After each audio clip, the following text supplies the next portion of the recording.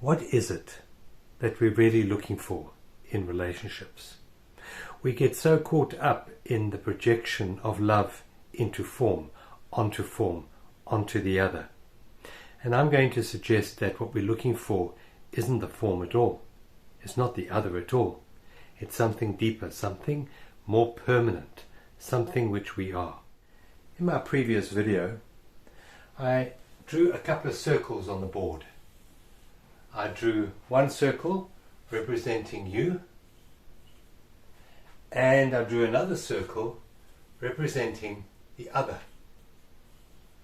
And I mentioned that generally what we do is we make the other more important than ourselves. Most people do that.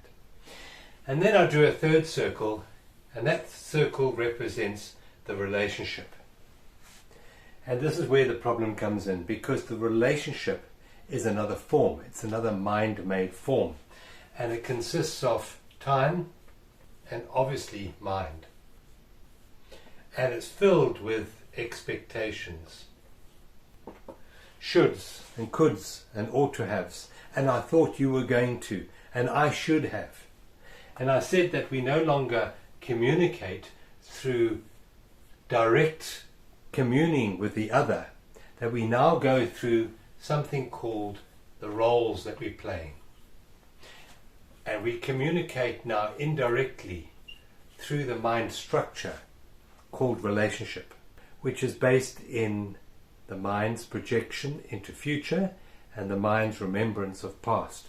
And that's very much what the relationship is.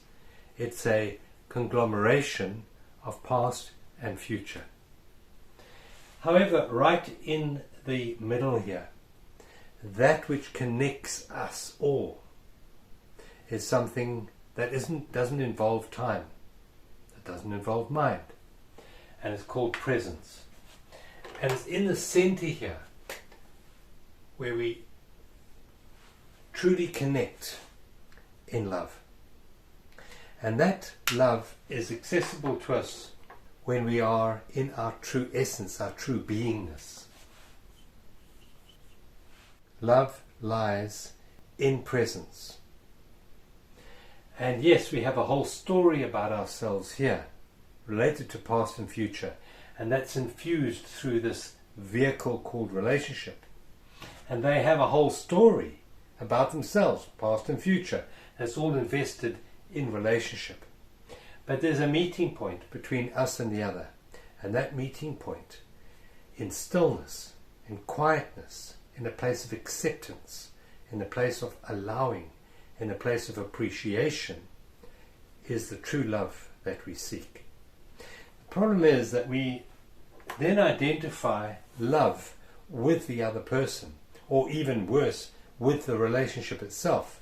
Love is not in the relationship. There is no love in relationship, because relationship is a vehicle of the mind. Love is never in the mind, it's always here in the heart, always connected to life in the present moment.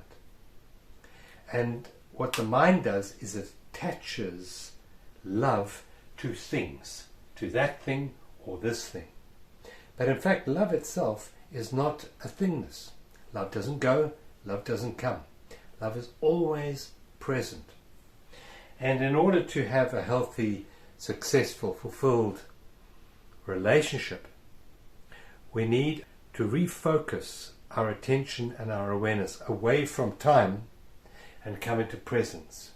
And to recognize that love isn't the love of another, it's love itself. Love doesn't need another to be here. It is always here. And so as we shift our attention away from the thingness of the other, so we stop judging the other. And when we stop judging the other, then we open our hearts to experience love. When we cease to judge ourselves, exactly the same, we then come back to love. So love is a state of allowing, acceptance, appreciation, and most importantly, presence. As we open our awareness to this truth, we open our hearts. And as we open our hearts, our relationships around us change and the world changes as well. What the love needs now is not more judgment or more separation, but more love.